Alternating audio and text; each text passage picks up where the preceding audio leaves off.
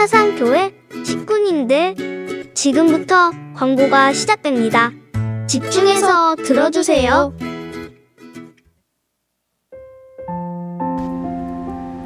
교회 소식입니다.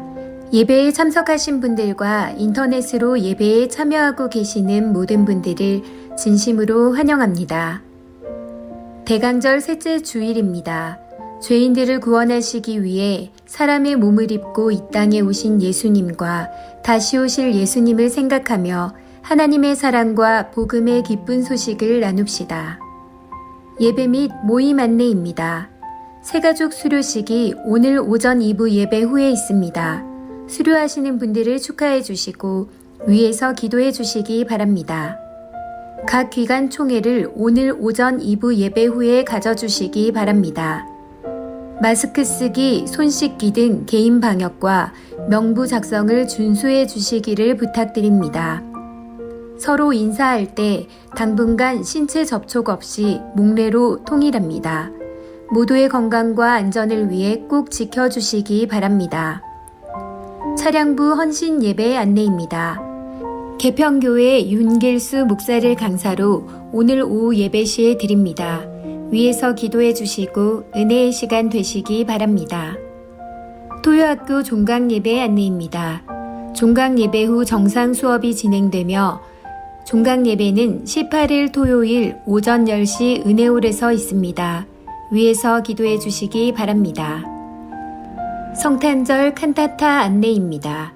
호산나 찬양대 주관으로 19일 주일 오후 예배 후 오늘 나신 주께 영광이라는 주제로 성탄절 칸타타가 있습니다. 위에서 기도해 주시기 바랍니다. 학습 세례 일정 안내입니다. 문답은 19일 주일 오후 2시 회의실에서 학습 세례식은 26일 주일 오전 2부 예배 시에 있습니다. 유아 세례 일정 안내입니다. 신청은 18일 토요일 교회 사무실로 접수해 주시고 당회 문답은 19일 주일 오후 2시 회의실에서 있습니다. 유아 세례식은 25일 토요일 성탄 예배 시에 있습니다. 해당되시는 분들은 기도로 준비하시기 바랍니다. 2021년 각 부서 총회 보고 안내입니다. 각 부서 총회 결과 2022년 임원 명단을 사무실에 제출해 주시기 바랍니다. 교육부 찬양대 위원회 및 각 산하팀, 남녀 전도회 등 해당되는 기관들은 모두 제출해 주시기 바랍니다. 2040 세대 활성화를 위한 기도회 및 준비 모임 안내입니다. 오늘 오후 2시 다니엘실에서 있으며 대상은 50세 이하 기혼자, 36세 이상 미혼자입니다. 많은 참석 바랍니다. 교회사 발간위원회 소식입니다. 교회사 교종본을 교회 홈페이지, 커뮤니티, 교회 자료에 게시하고 있습니다. 성도님들의 많은 관심을 부탁드립니다. 문의는 19일 주일까지 위원장 김인구 장로에게 하시기 바랍니다. 성탄특집 전도 특별 생방송 안내입니다. 21일 화요일 오전 7시부터 저녁 7시까지 10시간 동안 모든 전도 대상자, 가족, 친척, 친구, 이웃, 태신자 등을 위한 성탄특집 전도 특별 생방송이 있습니다. 비대면 전도 복음 제시 담당자는 이주영 담임 목사이며 주관은 부산 극동 방송입니다. 홍보물 신청서를 가져가셔서 활용하시기 바랍니다. 사상교회 온 식구 암송대회 안내입니다. 26일 주일 오후 3시에 있으며 많은 참가를 부탁드립니다. 오병이어 국반찬 나눔 봉사단 봉사자 모집 안내입니다. 교회 내 질병, 고령 등으로 식사 준비가 힘든 성도들을 위한 국 반찬 제조 및 나눔 사역이 월 2회를 예정하고 있습니다. 봉사자는 누구나 참여 가능하며 19일 주일까지 신청 및 문의는 옥진우 집사, 남이삭 집사에게 신청하시기 바랍니다. 성도님들의 많은 참여를 부탁드립니다. 교우 소식입니다. 장례 소식입니다. 76구역 장승현 은퇴 장로의 모친 박명숙 A 권사의 시모 고 정일순 은퇴 권사의 장례를 잘 마쳤습니다. 유족들을 위해 기도해 주시고 위로해 주시기 바랍니다. 개업 소식입니다. 구구역 김태수 장립집사, 주식회사 정인수 셰프 부산본부 지하철 군함역 부근에 오픈하였습니다. 위에서 기도해 주시고 축하해 주시기 바랍니다. 이번 소식입니다. 57구역 한춘희 집사, 개금 백병원에 입원하였습니다. 빠른 회복을 위해 기도해 주시기 바랍니다. 교계 소식입니다.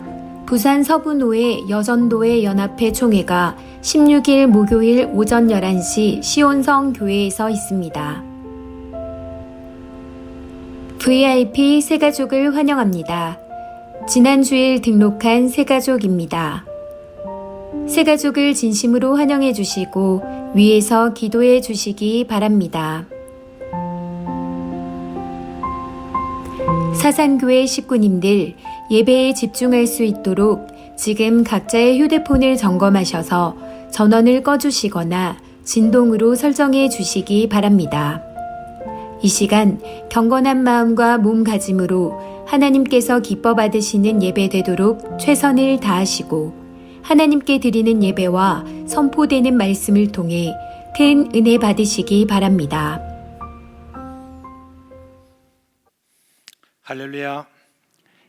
오늘 이제 대강절 셋째 주일을 맞아서 먼저 촛불을 켠 다음에 그리고 예배를 시작하도록 하겠습니다.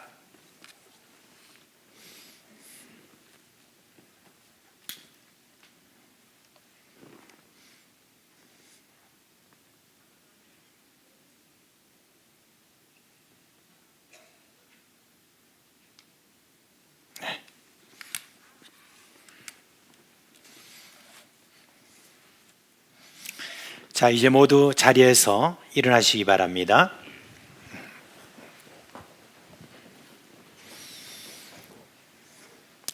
사랑하는 우리 사상교회 식구 여러분, 오늘 거룩하고 복된 주일을 맞이했습니다. 이제 우리의 몸과 마음과 뜻과 정성을 다해서 살아계신 하나님께 영과 진리로 예배하겠습니다. 고개 들어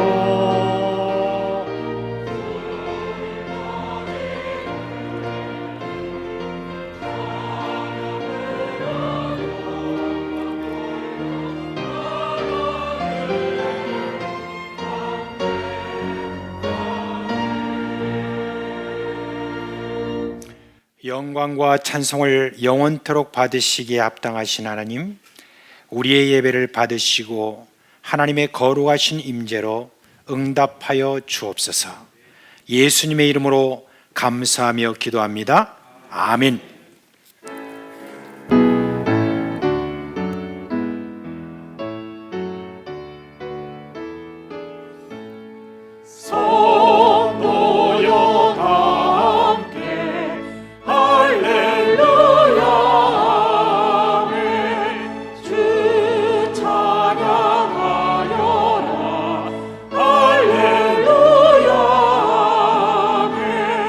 주 보좌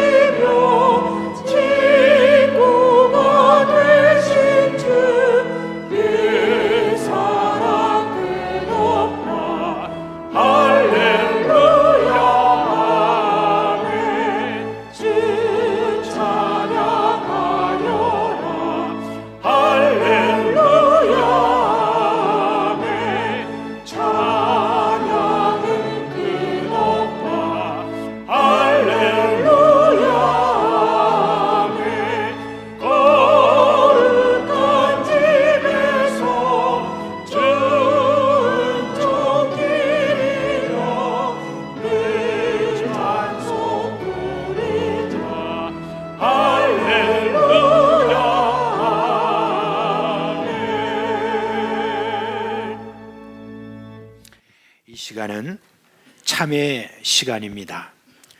지난 한 주간 우리가 살아온 우리의 삶을 돌아보면서 하나님과 또 사람 앞에 부끄러운 허물과 죄를 고백하고 깨끗함을 받는 그런 귀한 시간입니다.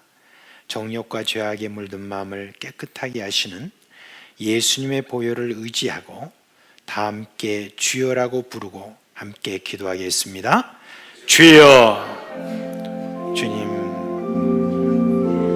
늘 참 주님 앞에 설 때마다 부끄러움 그런 저희들이지만 그런 가운데서도 우리 주님을 의지할 수 있는 이 한 가지 은혜가 우리에게 얼마나 큰 힘이 되는지 모르겠습니다. 다시 한번 우리 주님께서 베풀어 주시는 사죄의 은총을 저희들이 기억하며 이 한 주간 우리가 살아오면서 이런저런 모양으로 하나님 앞에 잘못된 모든 부분들을 고백하고 회개하는 마음을 우리가 함께 가져오니 우리 용서하여 줍시고 아버지께로 나아갈 수 있는 힘과 능력을 더해 주시는 그런 귀한 시간으로 주님 이 시간 우리를 이끌어 주시옵소서.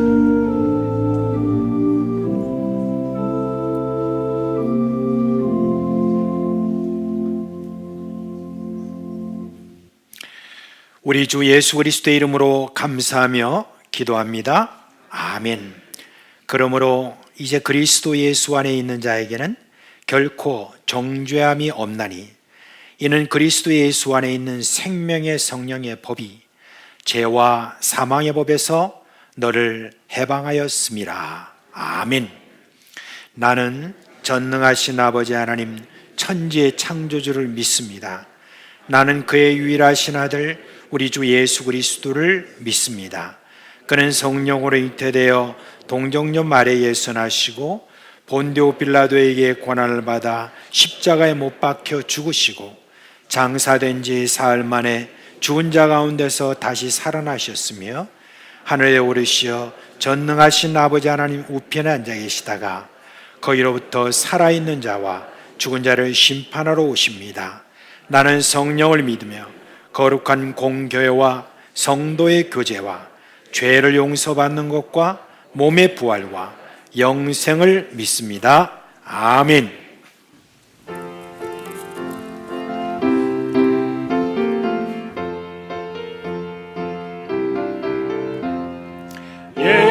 예수님은 누구신가 오는 자의 위로와 없는 자의 금성이며 천한 자의 아픔과 잡힌 자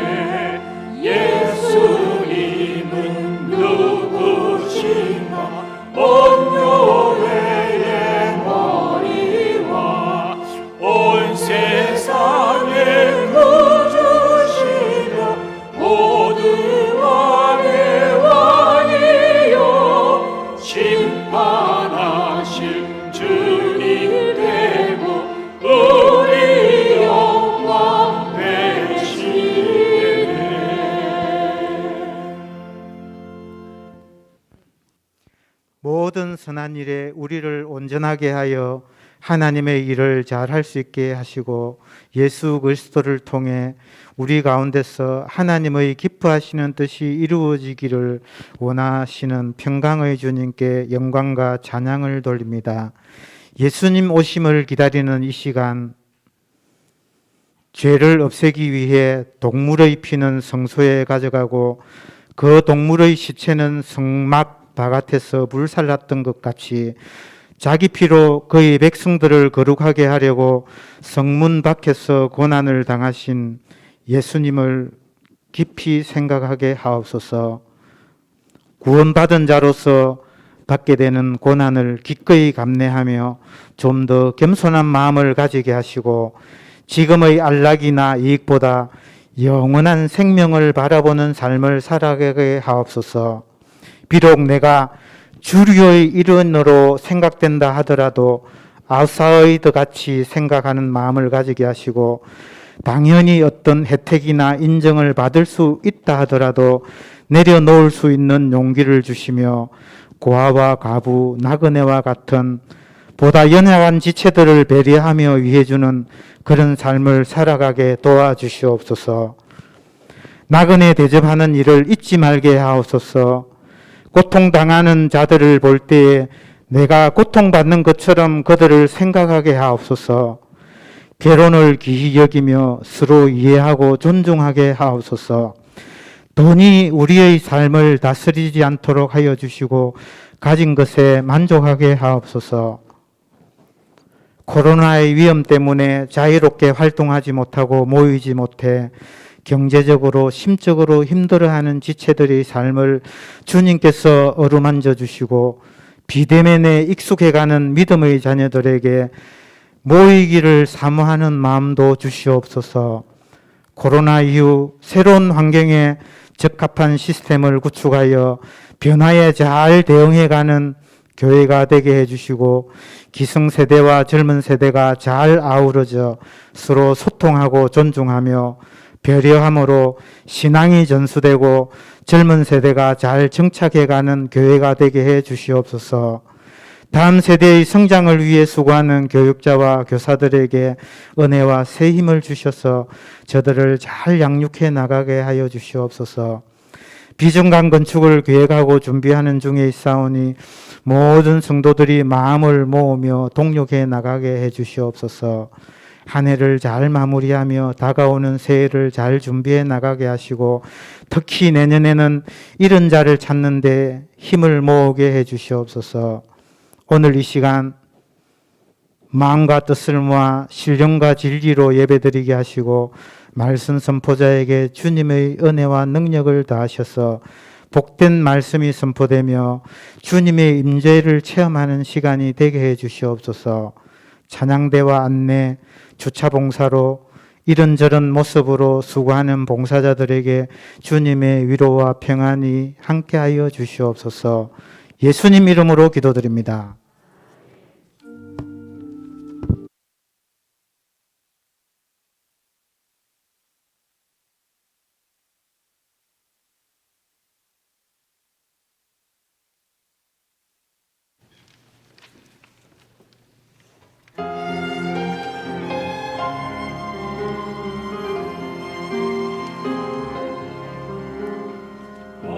나를 찬양히 빛나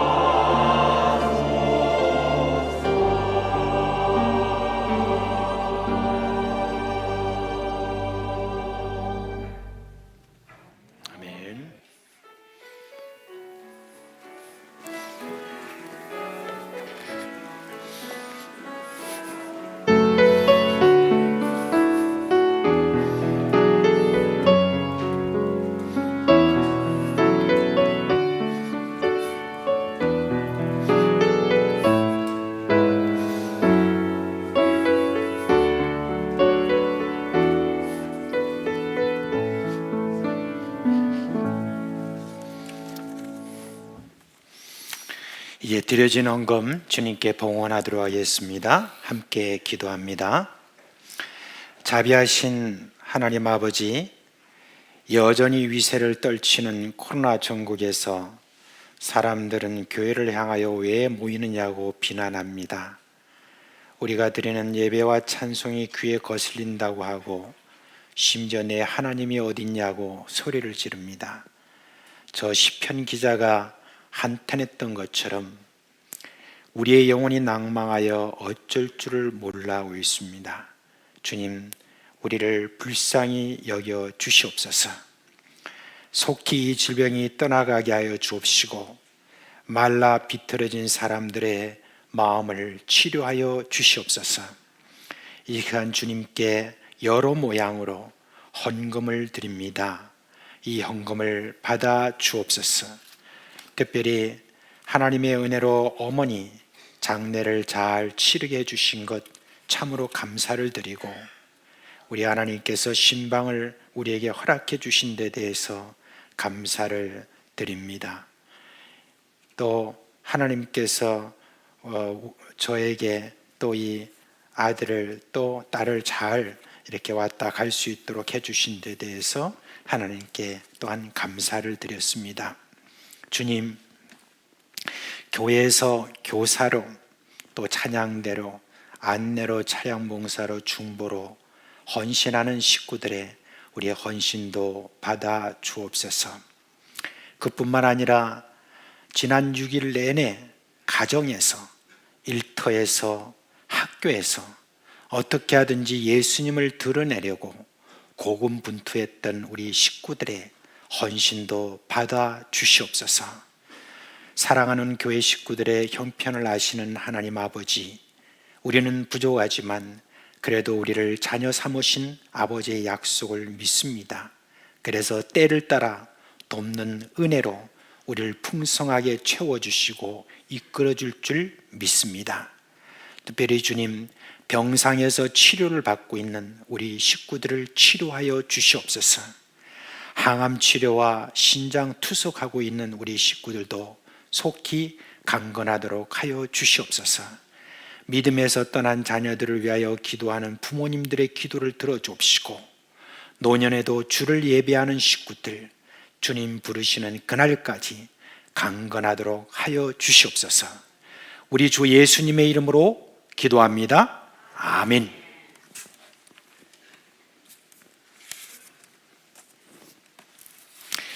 이제 우리 하나님 말씀 이사야서 11장 1절로 5절에 있는 말씀을 한 목소리로 읽겠습니다. 이사야서 11장 1절로 5절에 있는 말씀입니다.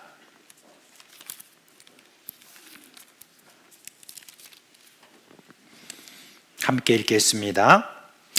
이새의 줄기에서 한 싹이 나며 그 뿌리에서 한 가지가 나서 결실할 것이요, 그의 위에 여호와의 영 곧 지혜와 총명의 영이요 모략과 재능의 영이요 지식과 여호와를 경외하는 영이 강림하시리니, 그가 여호와를 경외함으로 즐거움을 삼을 것이며 그의 눈에 보이는 대로 심판하지 아니하며 그의 귀에 들리는 대로 판단하지 아니하며 공의로 가난한 자를 심판하며 정직으로 세상에 겸손한 자를 판단할 것이며 그의 입에 막대기로 세상을 치며 그의 입술의 기운으로 악인을 죽일 것이며 공의로 그의 허리띠를 삼으며 성실로 그의 몸에 띠를 삼으리라.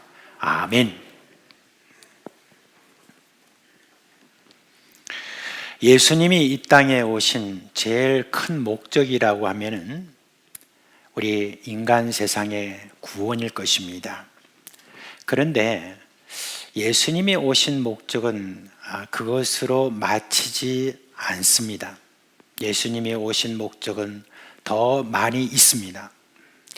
저는 어느 순간까지 예수님께서 인간으로 이 땅에 오신 이 목적이 단순히 인간의 죄를 지시고 인간을 천국으로 가게 하기 위한 것으로 그렇게 생각을 했었습니다.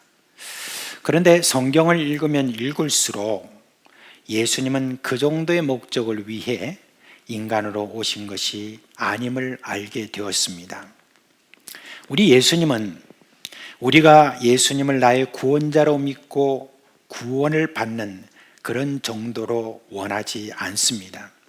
예수님은 우리에 대한 따로 비전을 갖고 있는 그 구절을 우리가 한번 읽어보도록 하겠습니다. 마태복음 5장 48절 말씀인데요. 함께 읽겠습니다. 그러므로 하늘에 계신 너희 아버지의 온전하심과 같이 너희도 온전하라. 우리 하나님 아버지가 어떤 분이십니까? 도무지 우리가 쳐다볼 수 없는 그와 같이 선하시고 흠이 없으시고 완전하신 그런 하나님이신데 우리 예수님께서 제자들을 향하여서 이 말씀을 하셨어요. 우리 하나님 아버지의 온전하심과 같이 너희도 온전하라, 그렇게 말씀하셨습니다. 이 비전을 제자들에게 선포했던 것처럼 오늘도 예수 그리스도를 믿는 우리에게도 선포하시면서 예수님이 가지고 계신 우리에 대한 비전을 이렇게 말씀하셨어요. 그런데 한번 생각해 봅시다. 우리가 지금까지 믿음 생활하고 이렇게 살아가는 가운데서 우리가 어떻게 우리 하나님의 온전하심과 같이 우리가 온전할 수 있겠습니까? 살아가면 살아갈수록 우리는 그렇게 온전할 수가 없다는 것, 그걸 우리가 누구보다도 많이 또 체험하고 있지 않습니까? 그런데도 왜 예수님께서 이와 같이 우리로 하여금 이런 비전을 가지고 우리에게 너희 아버지의 온전하심과 같이 너희도 온전하라 라고 그렇게 하십니까? 그냥 온전해라 이렇게 하시는 것이 아닙니다. 온전할 수 있는 방법까지도 우리 예수님께서 알려주셨는데 그것에 대해서 사도 바울은 명확하게 그 방법을 우리에게 알려주는 성경 구절이 있습니다. 그 구절이 히브리서 12장 2절의 말씀이에요. 우리 다 같이 한번 앞에 있는 그 내용만 가지고 함께 우리가 읽도록 하겠습니다. 시작. 믿음의 주요 또 온전하게 하시는 이인 예수를 바라보자, 그렇게 했습니다. 아멘. 우리가 예수를 믿고 구원받은 우리뿐만 아니라 우리를 온전하게 하시는 분이 누구냐? 바로 예수님인데 우리 예수님을 바라봄으로 말미암아 우리가 온전하게 될 수 있다라고 하는 그 방법을 사도 바울이 우리에게 이야기를 해주고 있습니다. 여러분, 이것이 바로 예수님이 이 땅에 오신 또 하나의 중요한 목적인데 바로 이러한 삶을 살아가는 사람들을 향하여 누구라고 말하냐면 바로 예수님의 제자다라고 이렇게 말하고 있습니다. 우리 예수님은 이 땅에 우리가 살아가는 동안에 구원받은 그런 백성으로만 우리가 살아가는 것이 아니라 예수 그리스도를 닮은 바로 제자의 삶을 살기를 그렇게 원하고 계십니다. 오늘 우리가 읽은 이 말씀 있죠. 이 말씀은 예수님이 오시기 전에 700년 전 이사야 선지자가 예수님이 이 땅에 어떤 분으로 오시는가 거기에 대해서 예언한 그런 내용입니다. 이 예언한 이 내용의 말씀을 통해서 우리가 예수님을 어떻게 우리가 바라보고 어떻게 우리가 온전한 삶을 그렇게 살 수 있는가 하는 그 부분을 우리가 좀 함께 알아보기를 원합니다. 먼저 여기 보니까 예수님이 이새의 뿌리에서 오신다라고 그렇게 이야기를 했습니다. 여러분, 이새가 누군지 혹시 아세요? 이새는 성경에 보면 아주 유명한 사람의 아버지입니다. 누구죠? 다윗입니다. 다윗이라고 하는 어떤 사람의 아버지인데 이새라는 그 이름의 뜻이 무엇인가 이렇게 찾아보니까 몇 가지 그런 뜻이 있어요. 거기에 보니 존재하다 또는 진실하다, 그 다음에 감추다, 이런 뜻이 있습니다. 그런데 오늘 여기에서 사용되어진 이 단어의 뜻은 뭐냐? 감추다라고 하는 뜻이 더 강하게 우리에게 지금 말하고 있습니다. 그래서 이새의 줄기에서 이새의 뿌리에서 라고 하는 이 말은 무슨 말이냐면은 감추어진 뿌리에서 혹은 감추어진 줄기에서라고 하는 바로 그런 뜻입니다. 우리가 마태복음 1장에 보면 예수님의 족보가 거기에 나와요.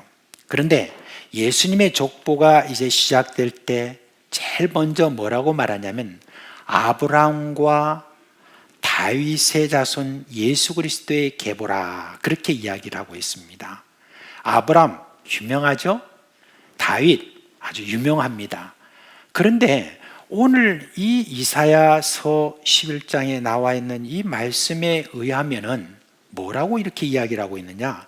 다윗의 뿌리에서 또는 아브라함의 뿌리에서 라고 그렇게 말하지 않고 이새의 뿌리에서 이렇게 지금 이야기를 하고 있는 것을 보면 뭔가 좀 여기에 의미가 있다는 것을 우리가 눈치챌 수 있습니다. 마태복음에 우리가 아까 말했던 그 내용을 우리가 좀 살펴보면 거기에 보면 아브라함이나 또 다윗만 거기에 나오는 게 아닙니다. 거기에 안에 보면은 아브라함이 나오고 그 다음에 14대에 걸쳐서 나오고 또 14대에 걸쳐서 이렇게 나오는 그 내용들이 거기 나오는데 그 두 사람 외에 다른 사람들의 이름을 가만히 살펴보면 그렇게 유명한 사람들이 아니에요. 그리고 그 이름의 그 이름의 내용 속에서는 누가 나오냐면 여성들이 4명이 나오거든요.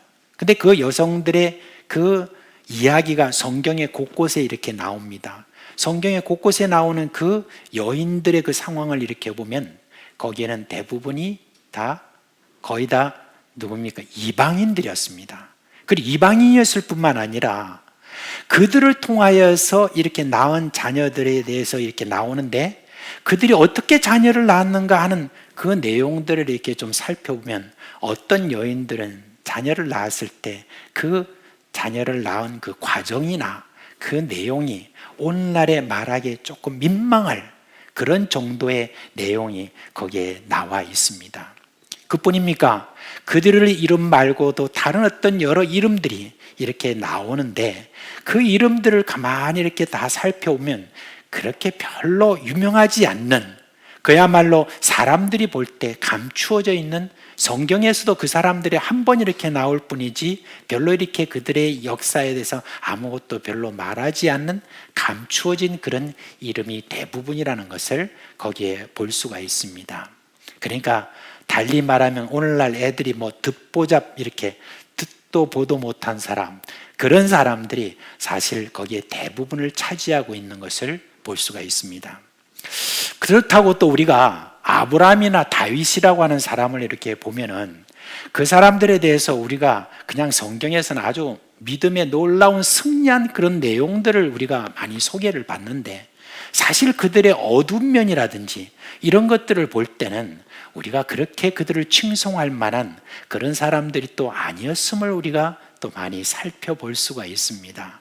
사실 우리 하나님께서 아브라함에 대해서 뭐라고 여러분 말씀하신 줄 아십니까? 이사야 51장에 있는 그 말씀만 해도 뭐라고 했냐면 그 아브라함은 이렇게 돌에서 떼어난 사람이다.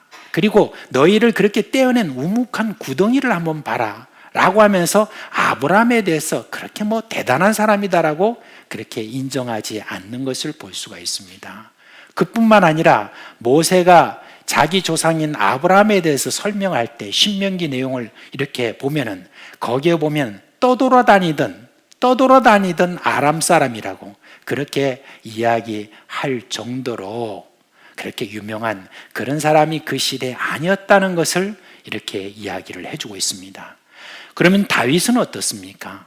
여러분, 다윗에 대해서도 거기에 또 성경 말씀에 보면은 다윗에 대해서 평가할 때 하나님이 뭐라고 하지 아십니까? 거기에 보면 이렇게 말해주고 있습니다.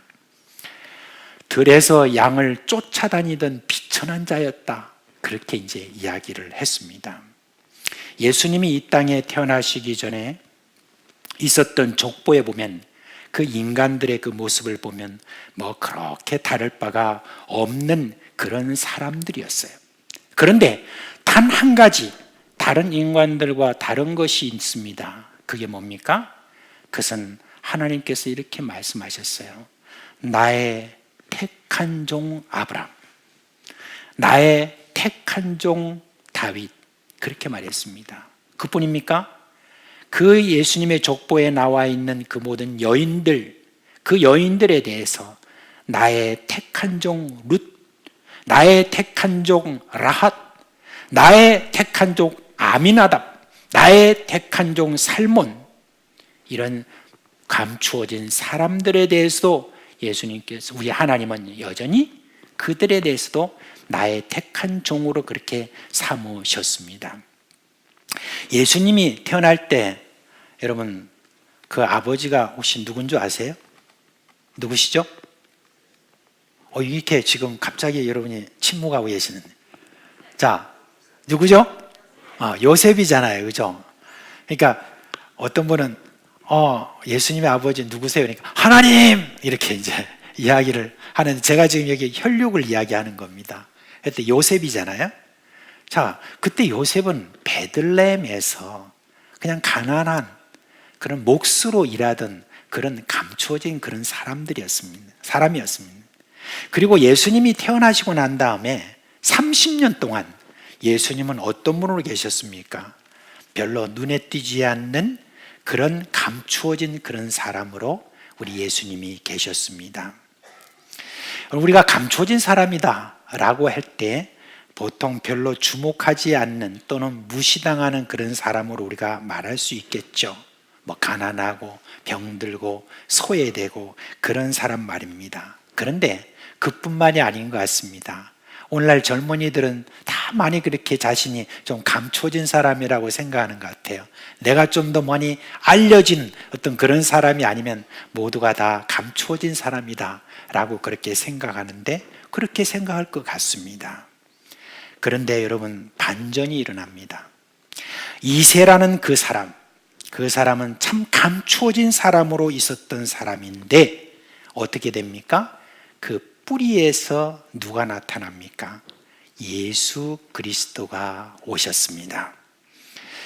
여러분, 이것을 보면 나라는 우리 존재라고 우리가 볼 때에 참 대부분이 별 볼 일 없겠지만 하나님이 나를 택하시고 자녀 삼으셨습니다. 내가 예수를 믿는 순간 나에게는 새로운 뿌리가 생겼습니다. 비록 세상 사람들이 볼 때 감추어져 있는 그런 사람이지만 우리에게 든든한 새로운 뿌리가 생겼습니다. 그 뿌리가 누구죠? 바로 예수 그리스도라는 뿌리입니다. 우리가 예수를 믿는 순간 이후의 사람에 대해서 바울은 이렇게 이야기를 합니다. 그런즉 누구든지 그리스도 안에 있으면 새로운 피조물이라. 이전 것은 지나갔으니 보라 새 것이 되었도다. 할렐루야. 이 말은 우리가 무슨 겉모습이 우리가 달라졌다는 그런 이야기가 아니죠. 우리에게 새로운 뿌리가 생겼는데 그 뿌리는 바로 예수 그리스도다라고 하는 그 말입니다. 예수님이 이새의 뿌리, 즉 감추어진 뿌리인 것처럼 여러분은 예수 그리스도의 뿌리가 있는 그런 사람들이에요. 성경에 등장하는 많은 사람들이 하나님의 택하심을 받기 전에는 그저 그런 사람들이었습니다. 그런데 예수를 믿고 난 다음에, 그 다음에 하나님이 택하신 다음에는 그 다음부터는 든든한 뿌리가 생기면서 그 다음부터 그들의 믿음의 삶을 어떻게 영위해 나갔는가, 얼마나 하나님께서 그들을 높이 세우셨는가 하는 것을 우리가 볼 수가 있습니다. 여러분, 그래서 우리는 이 뿌리를 가지고 있는 사람이라는 거, 그거 결코 여러분 잊지 말기를 바랍니다.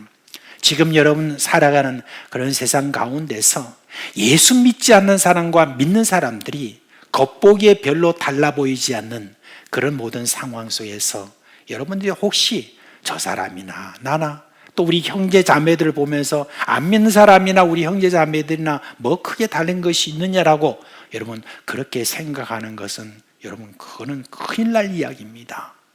우리 예수 믿는 사람들에게는 확실하게 다른 뿌리가 우리 안에 숨겨져 있다는 것, 여러분 그걸 꼭 잊지 마시기를 바랍니다.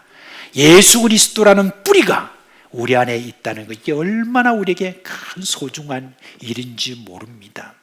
이제 여러분, 이 뿌리, 우리가 뿌리를 생각을 해보면 뿌리는 땅 깊은 곳에 이렇게 여러분 다 이렇게 있기 때문에 잘 보이지가 않습니다. 이제 우리가 겨울이 이렇게 되면서 우리 만물을 이렇게 보잖아요.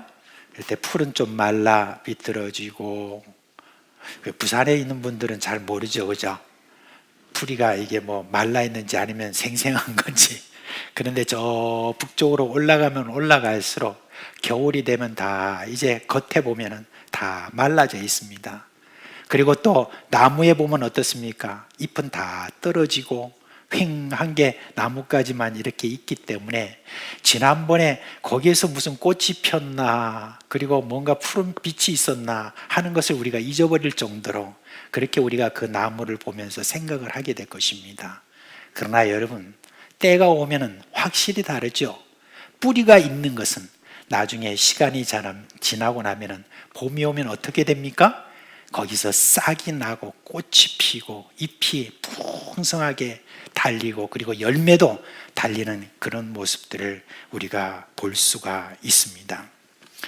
우리 예수님께서 30년 동안에 그렇게 뿌리를 감추고 있던 분으로서 그렇게 계시다가 예수님이 어느 날 하나님이 이제 저를 택하시고 역사하시는 그 날이 되었습니다. 이제 주변의 사람들이 30년 동안 아무도 그에게 관심을 두거나 기대를 하는 그런 일들이 없었습니다. 그런데 30년이 지난 어느 날 예수님께서 하나님이 정하신 그날 세례 요한에게 찾아가서 그에게 세례를 받으셨습니다. 근데 단순히 세례를 받으신 것으로 끝나지 아니하고 그날 어떤 일이 났습니까? 위로부터 성령이 저에게 임하셨습니다. 그 순간 어떤 일이 났냐? 싹이 나고 가지가 나는 놀라운 그 일들이 그때부터 시작된 것을 우리가 볼 수가 있습니다. 그거를 2절 말씀에 이야기를 하고 있어요. 2절 말씀에 보니까 그의 위에 여호와의 영 곧 지혜와 총명의 영이요 모략과 재능의 영이요 지식과 여호와를 경외하는 영이 강림하신다, 그렇게 했습니다. 근데 이 말씀을 보면서 저는 예수님께서 이 땅에 막 오셔가지고 아주 놀라운 기적들을 많이 보이셨잖아요. 그 기적들을 보면은 병자를 고치시고 그리고 귀신을 쫓아내시고 그리고 또 많은 기적들을 행하신 그 모든 것들에 대해서 이렇게 이야기를 많이 우리가 볼 수가 있는데, 근데 오늘 여기에 보니까 여호와의 영이 다 그렇게 임하신 어떤 그 다음에 나오는 어떤 내용들을 보면은 조금 이제 그런 기적들에 대한 그런 이야기가 나오지 않아요. 여호와의 그런 큰 영이 임하고 난 다음에 그로부터 큰 기적과 놀라운 병자를 고치는 일과 이런 모든 것들이 일어난다, 이렇게 이야기하지 않고 그 다음에 3절 말씀에 보니까 뭐라고 하느냐, 여호와를 경외함으로 즐거움을 삼을 것이며 라고 하는 이외의 내용이 거기에 나오고 있습니다. 근데 여호와를 경외한다는 말은 영어로 보면 그저 두려워한다 라고 하는 그런 뜻이 있습니다. 그런데 사실 그 원어에 보면 여러 가지 단어들이 있습니다. 그런데 여기서 쓰인 그런 내용들을 보면 여호와를 경외한다는 그 말의 뜻이 뭐냐면 전적으로 복종한다 라고 하는 그런 뜻으로 거기에 쓰여져 있습니다. 예수님께서 이제 여호와의 영이 임함으로 말미암아 저가 전적으로 여호와께 복종하는 그와 같은 일이 저에게 생기게 되었는데, 그 내용을 이렇게 보면은 무엇입니까? 예수님께서 그것을 즐거움으로 삼으셨다 하는 그런 내용이 거기에 나오고 있습니다. 예수님께서 여호와께 전적으로 복종했다. 그 여호와께 전적으로 복종했다는 그 사역의 내용이 뭡니까? 예수님께서 이제 이 땅에 오셔서 30년을 지나고 난 다음에 그 다음부터 예수님이 3년 동안에 걸어가신 길과 마지막에 그 모든 내용들을 보면 여러분 그 내용이 뭡니까? 고난과 핍박과 죽음, 한마디로 말하면 십자가의 그 길입니다. 근데 그 십자가의 그 길들을 우리가 생각을 해보면 정말 괴로운 일이죠, 그죠? 힘든 일이죠. 신음할 일입니다. 그런 일들을 갖다가 이제 여호와의 영이 임하고 난 다음에 그 다음에 그 결과가 뭐냐? 우리 예수님은 그것을 즐거움으로 삼으셨다라고 그렇게 이야기를 하고 있습니다. 여러분, 이 즐거움을 삼았다라고 하는 그 말에 그 내용들을 좀 더 깊이 좀 살펴보면 어떤 내용이냐면, 거기에는 우리가 번제를 드릴 때에, 번제를 하나님 앞에 다 드리고 나면은 여호와께서 그 냄새를 흠양하셨다라고 하는 그 뜻이 거기에 나옵니다. 향기로운 그런 냄새로 우리 하나님께서 다 받아들이셨다라고 하는 그 뜻이 거기에 있습니다. 향기로운 어떤 그 냄새로 받아들였다는 것은 다른 말로 하면 참으로 즐거움이 되었다, 기뻐했다라고 그렇게 하는 이야기죠. 그 어렵고 힘든, 참으로 이 십자가의 길을 가는 이 일들을 우리 예수님께서 그렇게 즐거움으로 삼을 수 있었다라고 하는 것은 무엇을 말합니까? 어디에서 여러분 그것을 볼 수 있어요? 하나님은, 예수님은 그냥 신이시니까, 하나님의 아들이시니까, 그러니까 예수님은 충분히 그것을 기쁨으로 삼았겠죠. 이렇게 여러분 단순히 생각해서는 안 됩니다. 예수님은 이 땅에 분명히 우리와 같은 인간으로 오셨습니다. 예수님도 아픔을 느끼시고 감정 상한 일에 대해서 분명히 우리처럼 감정 상하고, 핍박을 받을 때 그 핍박에 대해서 어려워하고 힘들어하는 이 모든 일에 대해서 예수님은 우리와 똑같이 체휼하신 바로 그런 분이십니다. 그런데 그분께서 이와 같이 그 모든 것들을 즐거움으로 삼으셨다라고 하는 이것은 뭘 말합니까? 여러분, 여기에는 분명한 우리에게 주는 교훈이 있는데, 비밀이 있는데, 그게 뭐냐? 여호와의 영이 저에게 임재함다, 그 일 때문에 그렇게 된 것입니다. 성령이 강림하신 그 강림하심으로 말미암아 그 어렵고 힘든 모든 인생의 모든 과정에 대해서도 제가 즐거움으로 삼을 수 있는 그런 힘이 솟아올랐다는 바로 그 이야기인 것입니다. 여러분, 십자가의 그 고통, 이런 고통에 대해서 우리 예수님만 여러분 그것을 당한 것입니까? 그렇지 않습니다. 예수님의 택하신 그 제자들을 보십시오. 그들은요, 성령이 임하시기 전에 저들은 어떤 사람들이었습니까? 자신의 욕심을 따라서 권세를 쫓고, 그리고 뭔가 한 자리 하기 위한 그런 마음으로 저들이 계속해서 예수님을 쫓고 또 쫓았던 바로 그런 사람입니다. 무슨 인류의 구원이나 어떤 원대한 어떤 계획이나 이런 것을 가지고 저들이 예수님을 쫓았던 것이 아니었습니다. 욕심 가득한 그런 사람들이었습니다. 그런데 저들에게 성령이 강림하자, 성령이 임하시자 그들은 어떤 사람이 되었습니까? 180도 다른 사람이 되었습니다. 그 전까지는 십자가를 피하고 온갖 권력과 부를 추구했던 그런 제자들이었는데, 그리고 예수님이 지신 그 모든 십자가라고 하는 것은 예수님으로 충분하다고 생각했는데, 나는 도무지 그것을 따라갈 수 없는 그러한 참 불가능한 그런 십자가라고 생각을 했는데, 이제는 십자가를 지는 삶이 저들에게 가능해졌고, 가능할 뿐만 아니라 그것을 예수님처럼 즐거움으로 삼게 되는 그런 사람으로 변하게 된 거예요. 그래서 우리가 성경을 보니까, 사도행전에 보니까 예수님의 복음을 전파하는 그것으로 말미암아 저들에게 핍박이 오고, 그리고 그것으로 말미암아 모진 고문이 있고, 그리고 감옥에 갇히는 그 모든 일이 당함에도 불구하고 이들은 어떻게 했습니까? 저들이 오히려 기뻐하더라 라고 하는 그러한 기록을 우리가 볼 수가 있습니다. 만약 여러분이 아직 내가 예수님의 십자가로 인하여 받는 구원에 대해서는 내가 기뻐해도 예수 믿는 것으로 인하여 받는 핍박과 고난에 대해서 즐거움이 되지 않는다면 여러분이 구할 것이 있어요. 그것은 바로 성령의 부으심입니다. 그것을 예수님이 먼저 우리에게 보여주셨고, 제자들이 우리에게 보여주었고, 이후에 제자의 삶을 살기를 원하는 수많은 그리스도인을 통해서 우리에게 보여주었습니다. 성령의 부으심, 그 부으심으로 말미암아 내가 이 땅에 살아가는 동안에 억지로 십자가를 진다든지, 아이고 어쩔 수 없어서 그렇게 해서 십자가를 지녔던, 정말 인상을 써가면서 신경질을 내면서 그렇게 내가 십자가를 그렇게 지는 어떤 사람, 그런 사람이 아니라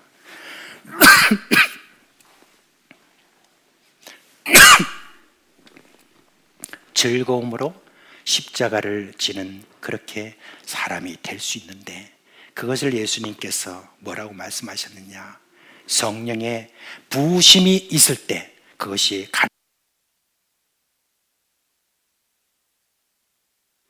죄송해요. 갑자기 막 사례가 든 것 같습니다.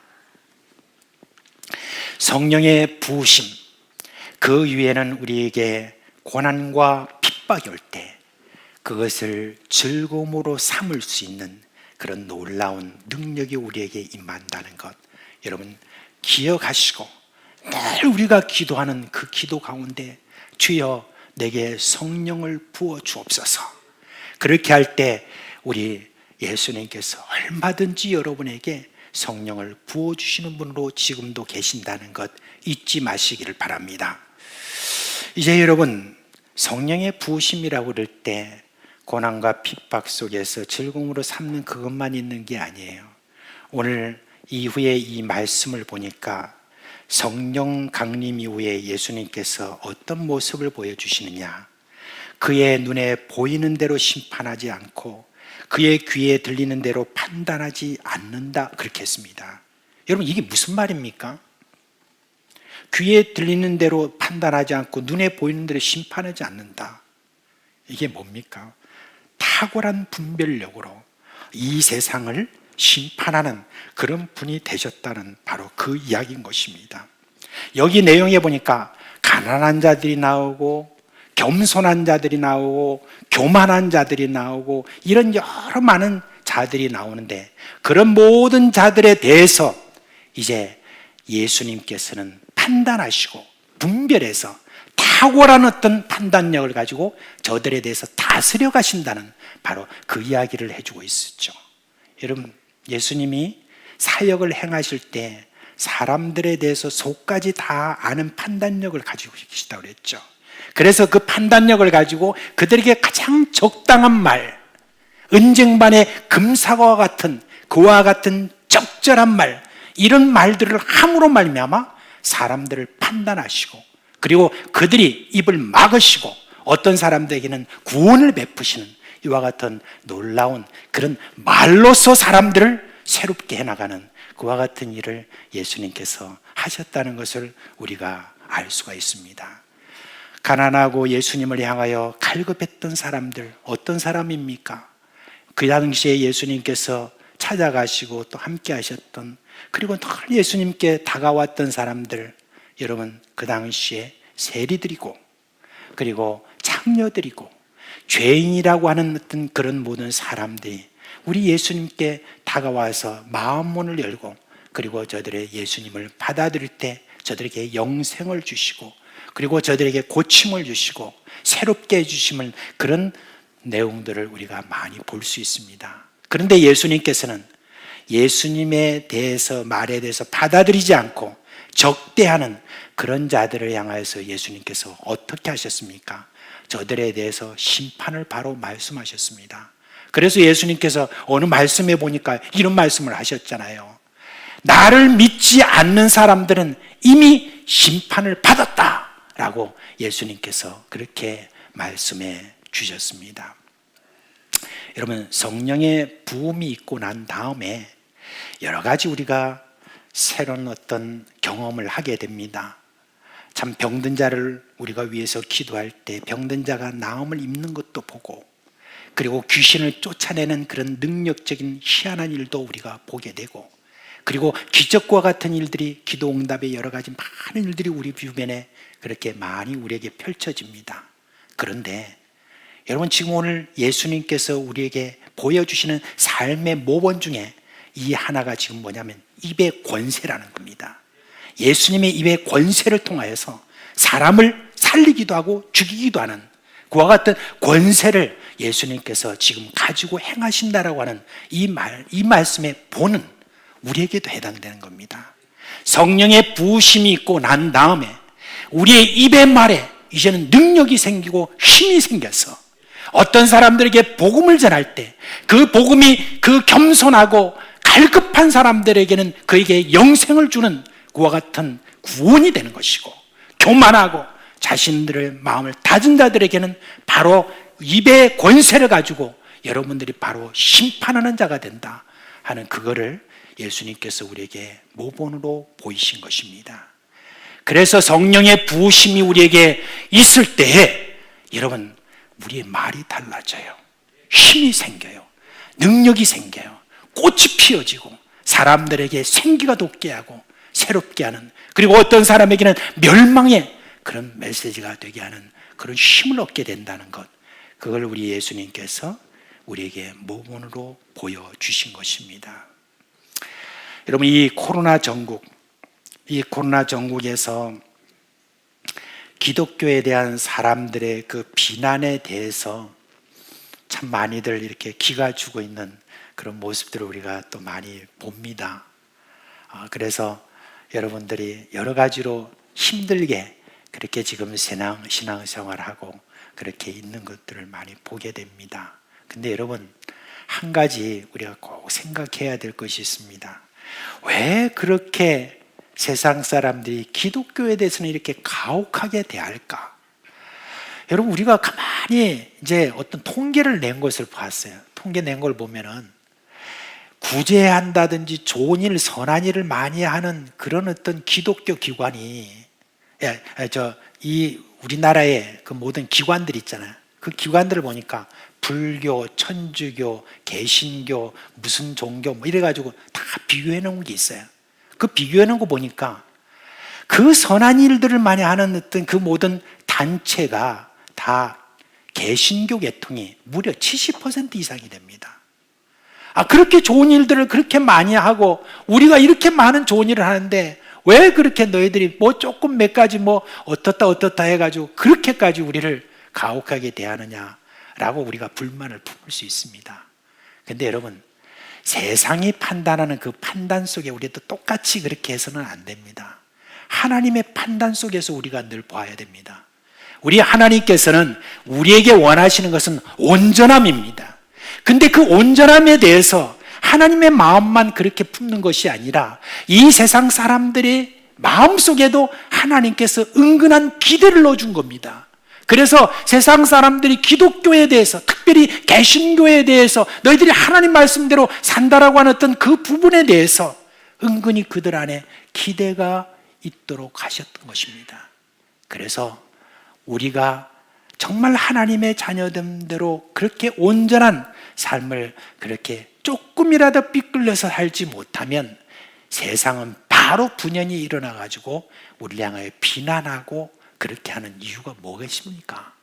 그거는 여러분, 우리가 세상을 향하여서 심판하는 자로 그렇게 우리를 세워주셨는데, 그런 권세로 우리를 가지고 세워주셨는데, 그런데 우리가 그 일을 하지 못하는 것에 대해서 세상이 너무너무 실망을 하고 그런 기대를 좀 더 가지고 우리를 향하여서 그렇게 가혹하게 대한다는 거, 여러분, 그걸 우리가 꼭 여러분 생각해야 되는 것입니다.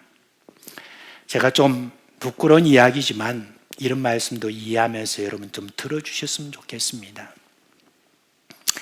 제가 지난 주간 중에 어떤 목사님들과 함께 식사를 하는 그런 자리가 있었습니다. 근데 그 식사를 하는 자리에서 어떤 분이 그런 이야기를 해요. 이번에 모 목사님 덕분에 한국 교회가 많이 살아났습니다. 그런 이야기를 해요. 그래서 무슨 말입니까? 그러니까 그 모 목사님이 정부와 대항해서 막 무슨 예배를 막 이렇게 잘 이렇게 드려지고 이렇게 하니까, 그러니까 그 목사님 때문에 우리 한국 교회가 빚을 진 것 아닙니까? 그런 이야기를 해서 제가 그랬습니다. 저는 그렇게 생각하지 않습니다 라고 했습니다. 우리가 이와 같이 모여서 예배를 드리는 어떤 이것 이상으로 우리가 꼭 생각해야 될 것이 있습니다.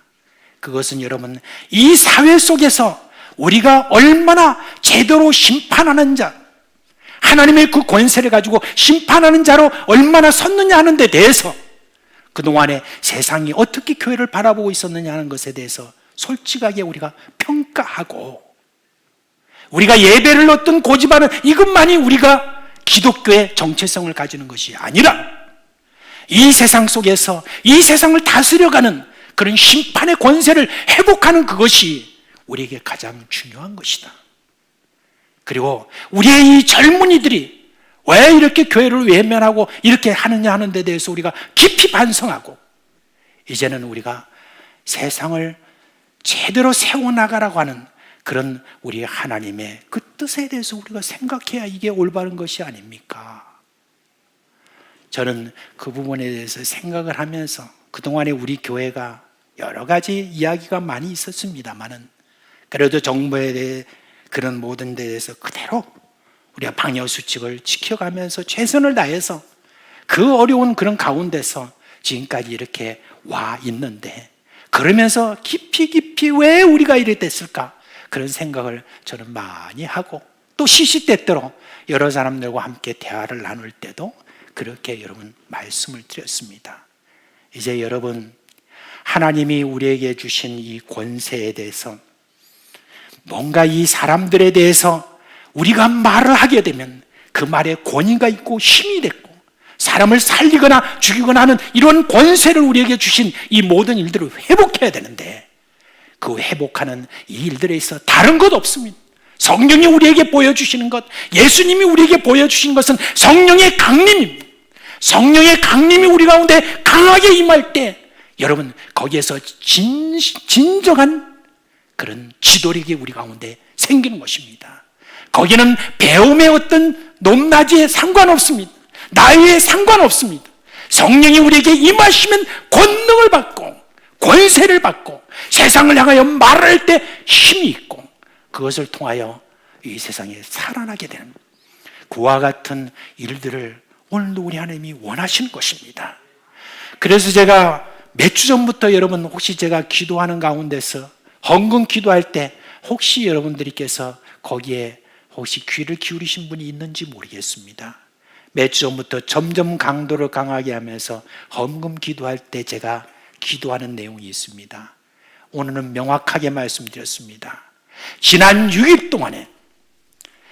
동안에 가정에서 그리고 일터에서 그리고 우리가 공부하는 그 학교에서 얼마나 예수 그리스도를 드러내고 고군분투하고 살았던 그분들의 헌신을 주님 받아주십시오라고 제가 기도한 이유가 거기에 있습니다. 여러분 우리 예배당에서의 어떤 이 헌신 어쩌면 이것보다도 더 중요한 것은 세상 전체를 향하여서 내가 일터에서 학교에서 가정에서 바라보고 그리고 저들에게 헌신하는 것이 중요한데 이 헌신을 제대로 해나가는 그 힘은 어디서 오는 것입니까? 성령의 부심이 우리에게 있을 때 그것이 오게 되는 것입니다. 그래서 여러분이 지금 속한 가정과 그리고 옆에 분이 공부하고 있는 학원과 그리고 여러분이 지금 일하고 있는 일터 그 일터가 여러분 정말 이 교회당만큼 이 예배드리는 우리가 교회 모임만큼 정말 중요하다는 거 그걸 여러분이 잊지 마시기를 바랍니다. 그걸 제대로 온전하게 하고자 할진데 그 방법은 뭐냐? 바로 성령의 강림을 갈급한 것입니다. 성령의 부으심을 계속해서 갈급해 하면서 부으심이 내게 완전히 올 때까지 계속해서 하나님 앞에 나아가고 또 나아가는 것입니다. 나도 모르게 강한 어떤 주의 성령께서 임하심으로 말미암아 주어진 권능 그것을 우리가 함께 체험할 때 지금 우리 앞에 놓여진 이 모든 과제가 해결될 것입니다. 우리 주님께서 지금 코로나의 정부를 그대로 딱 잡고 계십니다. 잡고 계시는 가운데 풀자가 누구냐? 여러분 바로 우리 예수 그리스도를 믿는 자라는 것 그걸 오늘 우리에게 말씀해 주는 것을 기억하면서 성령의 부으심이 강하게 우리에게 임하는 그날을 우리가 계속해서 바라보면서 우리 함께 기도함으로 말미암아 십자가를 즐거움으로 삼는 자 예수님의 능력이 나타나는 그런 자 그런 능력이 우리에게 있기를 주님의 이름으로 축원합니다. 이제 다 자리에서 일어나시겠습니다. 찬송가 101장입니다. 찬송가 101장은 그동안에 여러분께서 잘 이렇게 부르지 않았던 찬송인데요. 성탄과 관련되어 있는 찬송입니다. 이 찬송 우리 앞에 이렇게 찬양대와 함께 그렇게 부르도록 하겠습니다. 101장입니다.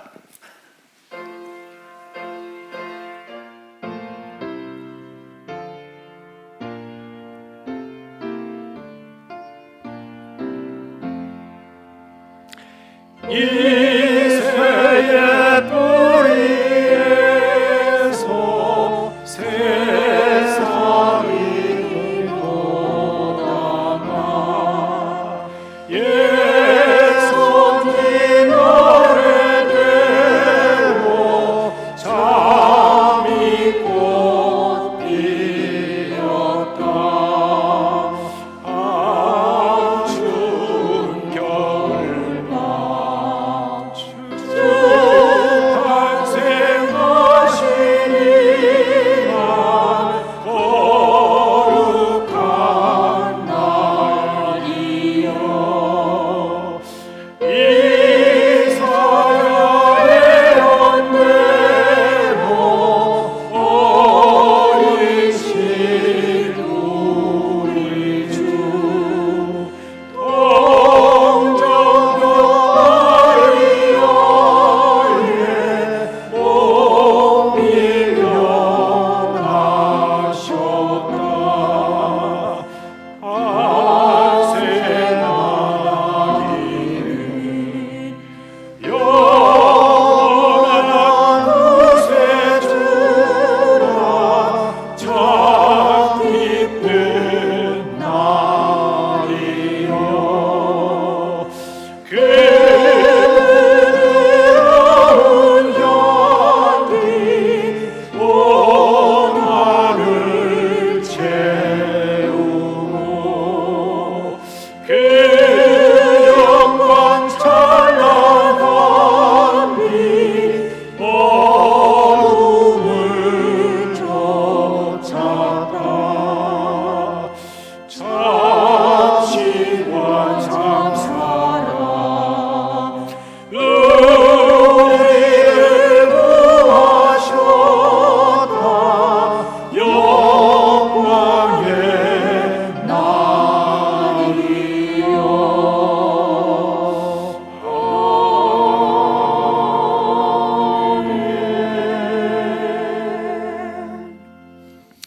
우리의 축도 이후에 여러분 되도록이면 좀 나가지 마시길 바랍니다. 잠시 앉아서 그 이후에 여러 순서들이 있을 때 순서들을 함께하고 서로 문안 인사하고 그렇게 우리 나가시도록 그렇게 하게 해주시기를 부탁드립니다.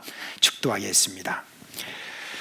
우리 주 예수 그리스도의 은혜와 하나님 아버지의 그 크신 사랑과 성령의 우리 가운데 계시면서 부어주시고 또 그 이후에 일어나는 놀라운 능력적인 삶을 일으키시는 그 모든 역사가 사랑하는 우리 식구들의 머리 위에와 그 가정과 생업이 영원토록 함께 있을지어다. 아멘.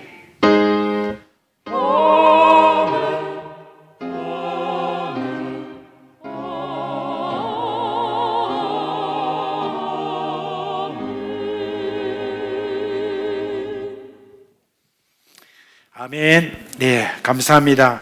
먼저 여러분 광고를 먼저 하나 좀 드리도록 하겠습니다. 오늘 여러분 광고 중에 보면 국하고 반찬을 나눔 사역에 대한 이야기를 했죠. 이번에 복지부에서 내년도에 아주 중요한 사역인데 연약한 우리 식구들을 위해서 이렇게 좀 나눔 사역을 하는데 여기서 반찬은 아니랍니다. 국이라고 합니다. 아마 국도 아주 맛있는 국이겠죠. 예, 근데 그 국을 준비하는 데 있어서 한 120명 정도 분을 그렇게 준비하는데 한 달에 딱 2차례 한다고 합니다. 물론 또 나중에 의논해서 더 하실 수도 있지만 그 일을 위해서 10명 이상의 자원자가 필요하다고 하니까 여러분들께서 꼭 기억하시고 거기에 주보에 나와 있는 대로 우리 집사님들께 연락해 주시기를 바랍니다. 자, 그리고 여러분 여기 보면 지금 여러분께 이 극동방송과 함께 하는 거 있잖아요. 이걸 여러분이 보시고 여러분이 꼭 전도하고 싶은데 그동안에 기회도 안 되고 또 쑥스럽기도 하고 뭐 그래서 여러분들이 못하는 그런 분들이 있으면 이렇게 이야기를 하세요. 여러분 이렇게 꼬시면 됩니다. 전화 한번 받으면은 그냥 3만 원짜리 케이크 온다. 그렇게 하시면 됩니다. 그냥 전화 받고 영접 안 해도 된다. 뭐 그렇게 하셔서 여기다가 대상자의 시간이라든지 이런 걸 넣고 여러분이 그대로 기록하시면 됩니다. 기록하셔서 이번 19일 주일까지 여러분이 꼭 이렇게 주셔야 되겠습니다. 그래서 이분들에 대해서는 정성을 다해서 저희들이 전화로 연결하도록 그렇게 하도록 하겠습니다. 그 다음에 여러분 여기에 보면 이제 지원서가 이렇게 있는데요. 이게 뭐냐면은 우리가 정가대나 그리고 또 방송실이나 그리고 교사 여기에 대해서 여러분들이 꼭 이렇게 이번에 좀 내년에 좀 섬기고 싶다 그런 마음이 있는 분들에 대해서는 이와 같이 지원서가 이렇게 있습니다. 여러분들이 섬김을 통해서 많은 또 기쁨이 생기거든요. 섬김을 통해서 또 놀라운 일들이 여러분에게 많이 이렇게 펼쳐집니다. 그래서 어떻게 하든지 이 섬김에 대해서 여러분들이 다 이렇게 보시고 그렇게 함께 참여해 주셨으면 감사하겠습니다. 자, 오늘 우리 정일순 권사님 지난주에 돌아가셨잖아요. 이제 장례식을 마치고 우리 가족들이 오늘 참석을 했습니다. 우리 가족들은 그 자리에서 한번 일어나시죠. 네. 어디 계십니까? 예. 저기 장승현 장로님하고 박명숙 권사님, 또 우리 장송환 집사님, 김은혜 집사님 이렇게 오셨습니다. 자, 이제 그동안 또 이렇게 정일순 권사님 이렇게 다 하시고 여러분들이 이렇게 다들 문상해 주시고 있는 데 대해서 오늘 여러분께 감사의 인사를 또 드렸습니다. 이제 함께 잠시 기도하겠습니다. 하나님 아버지, 우리 주님께서 참 깊이 사랑하시던 또한 참 주님을 사랑하셨던 우리 정일순 권사님, 이제 장례식을 잘 마칠 수 있도록 은혜 주셨던 것 감사합니다.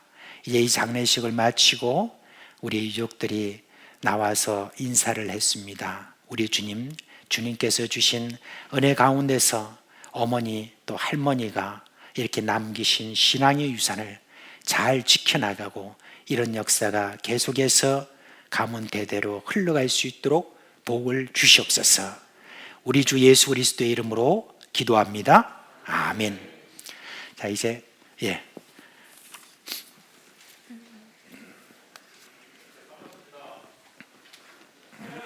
12월 수료식을 진행하겠습니다. 그 전에 성탄절 칸타타 영상이 있다고 그러는데 지금 할 수 있어요? 예, 간단하니까 좀 들어보십시오.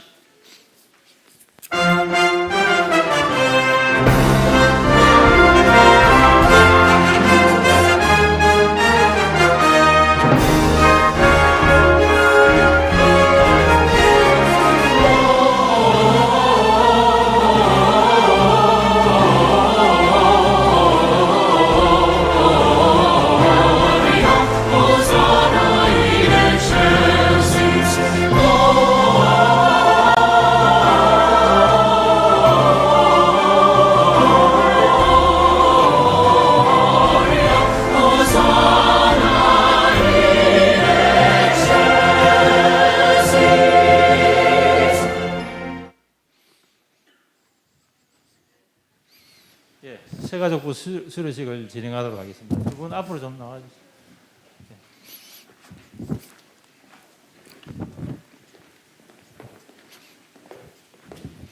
더 올라가십시오. 앞으로 왜 3층까지. 올해 그 마지막 수료식인데요. 올해 두 분을 포함해서 44분이 수료식을 했습니다. 그리고 오늘 그 수료식에 나오신 분들은 우리 정건수 집사님과 육선래 집사님으로 다른 교회에 섬기다가 우리 교회로 와서 또 새가족 수료를 하게 되었습니다. 앞으로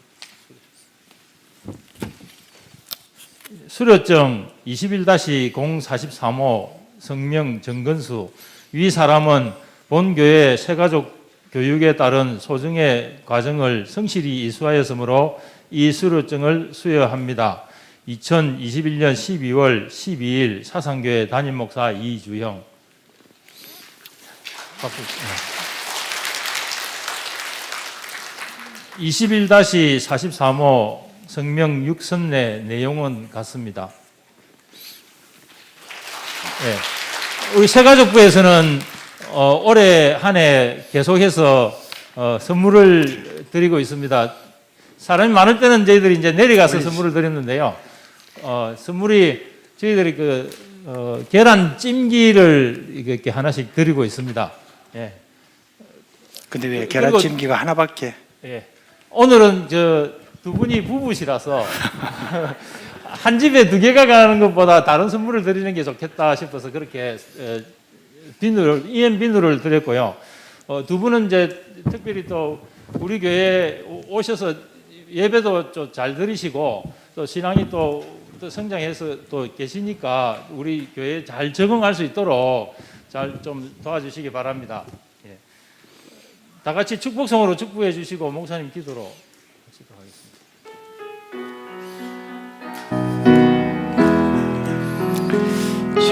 지혜원을 시냇가에 심은 나무라 하나님의 사랑 안에 믿음 뿌리 내리고 주의 뜻대로 항상 사세요.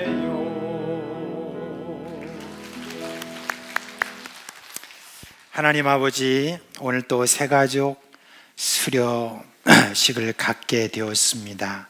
이미 예수님을 믿고 신앙생활하던 하나님의 자녀들입니다.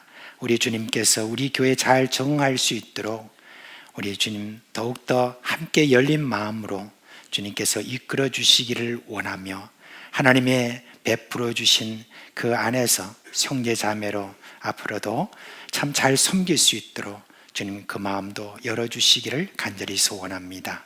가정에 주님께서 함께하여 주시고 하시는 그 모든 일에도 복의 복을 더하여 주시옵소서. 예수님의 이름으로 기도합니다. 아멘. 자, 또 한 주간 주님께서 허락해 주신 이 한 주간 주님의 축복과 은혜가 여러분 가운데 함께하기를 축원합니다.